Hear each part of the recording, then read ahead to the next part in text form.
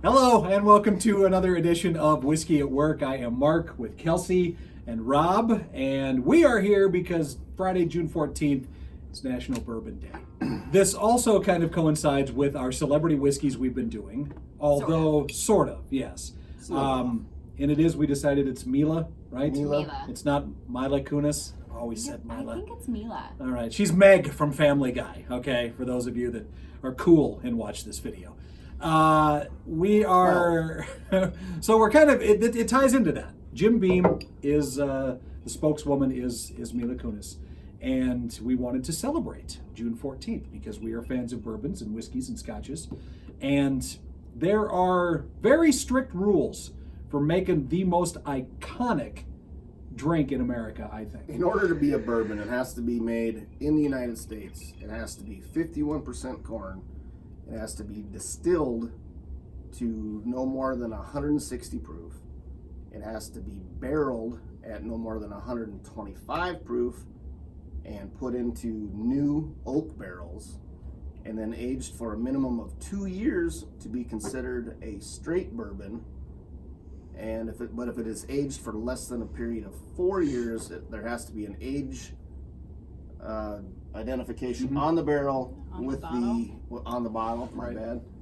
There has to be an age identification on the bottle with the youngest age whiskey in the barrel. And we're assuming then, because this does not have the age on the bottle, that it is aged more than 4 years. It says extra aged on the bottle, but in nowhere does it make reference to how old it is. So by your criteria, An extra could essentially just be more than 4 years, right? Anything more. 4.5. 4.5 years. 4 years 4 and years 1 and day 2 old. days. People are confused, I think, not people who drink whiskey and bourbon a lot, but I think people get confused about the aging process in general, because the aging just happens in the barrel. So if you have bottles of whiskey that you're saving or bourbon because you think it's going to get better because now it's aged for 10 years because it's been in your cupboard for 10 years, that's not how bourbon ages. It ages in the barrel. And Once I don't it's want to out, come to it's your done house aging. because obviously you're not going to break the seal on any of those bottles. So why invite me over? Don't buy it if you're not going to drink it. Exactly. So there are a lot of interesting facts about bourbon. Again, like Rob said, it has to be made in the United States. There is no such thing as a Scottish bourbon or a Japanese bourbon. It has to be made in the U.S. Just like there's no American Scotch or Japanese Scotch. Right, exactly. But what's so disheartening about this, in my book, and kind of made me sad today when I found this out. I'm about to find the root of your mood here. There might be why I've been in such a mood all day. I was genuinely disappointed to find out that Jim Beam is not an American-owned company anymore. I'm sure, remember the big... It's still produced and distilled. It's still distilled here, and right? made in Okay. Kentucky, Okay. yes. But it's just like when Budweiser was sold to the... InBev folks. InBev. They're the Dutch, weren't they, I believe? Yep. And there was a big uproar about that because it was no longer going to be an American-made product. And you think with products like Jim Beam or iconic brands, even when you go to Scotch, like Lafroig, another one, you think, well, of course, that's a Scottish own. That's the people own that.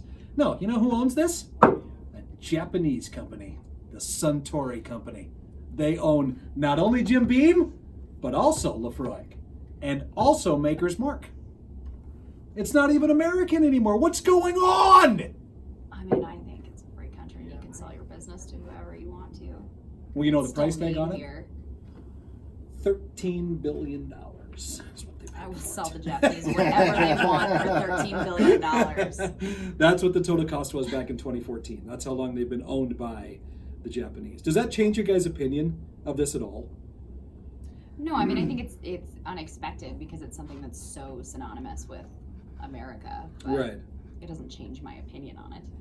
Well, and I guess if you go back, Jim Beam, the original Jim Beam, was German. Their last name was Bohm, and then they changed it to Beam. Yeah. We have decided, Kelsey, what's your verdict on this? I don't like this. I didn't think I was going to dislike it. I went in fully expecting to like it, even though I don't really like Jim Beam. But I just don't. It's gotten a lot better now that the ice is melted. But I've been drinking it this whole time, and I'm not crazy about it. And the reason why we chose it is because in a blind taste test, it supposedly beat out a $3,000 bottle of bourbon. I don't believe that. And this is only $26 for this bottle. It was at the end of the day. It had to have been, maybe. And nothing against Jim Beam or its product. Jim Beam, I think, does make a very good bourbon, especially when it comes from mixes. And this is an 86 proof. And so a lot of bartenders will prefer a bourbon that is a higher proof in order for cocktails. Right. So in this sense, I think this works. But just as on ice, kind of a straight drink. Sure. I got to admit, it's not my favorite either. And I drank Jim Beam in my younger years. You know, as most of us did with Coke or Sure. whatever, and moved on. I just never found the grip. Make no Thank mistake, you. if it comes down to the $3,000 bottle or the $26 bottle, I think most of us are probably going to buy the $26 bottle. And if it did win on some people that have better taste buds than we do, there might be something to it. I think Okay. it's for like professionals, right? Yeah, we're not professional I'd drinkers. like to see a list of qualifications. Oh, no, wait a minute. We're not professional No, I'm- tasters. Oh, okay, I take that am back. nearly a professional drinker. That's a very If you're good getting point. paid to drink whiskey at work, technically you're a professional. Can we get drinker. business cards? That's good idea. Yeah. We have a logo We and a do. Facebook page. Yes. Wow, Rob just brought this back around to where I'm in a fantastic mood right now. I get paid to drink at work. This is like the best day ever, you guys. All right, well, that's our recommendation, I guess. If you're going to drink a bourbon for National Bourbon Day, we would probably recommend something like Maker's. Or even if you can find a bottle of Henry McKenna anywhere, which you can downtown, fantastic. That's a bottled and bond bourbon, and it is absolutely delicious. But if you're a Beam fan, please, don't think that we know what we're talking about. If you like Jim Beam, drink it. I think that's kind of our motto with any of these anyway. If you like it, drink it. If it tastes good, enjoy it. Okay, so go get a bottle for National Bourbon Day, June 14th. All right, guys. Check thank you us very out on much. our social media channels, please. You can find us on Facebook at Whiskey at Work, and you can find us on Instagram at Whiskey at Work without the E. We need some more followers so that So Rob's mom isn't the only person who watches this show. She got And- negative feedback. So we can continue to get paid to do this too, because this is. I do This think is- there are doubts from above the ladder, really wondering if this is paying off. Right. So, So help us please out. like and follow. We appreciate it. Thanks, you guys, so much for watching, and enjoy National Bourbon Day. Let's do- Is it? You guys just say wheat? Wheat. Wheat. What are you? Wheat. I'm a Another wheat. great Family Guy reference that I you're know not it every, getting right every now. time. Is it cool? Whip, whip. Say that Whip, again. Whip, whip. whip. No, you don't say the H. Whip.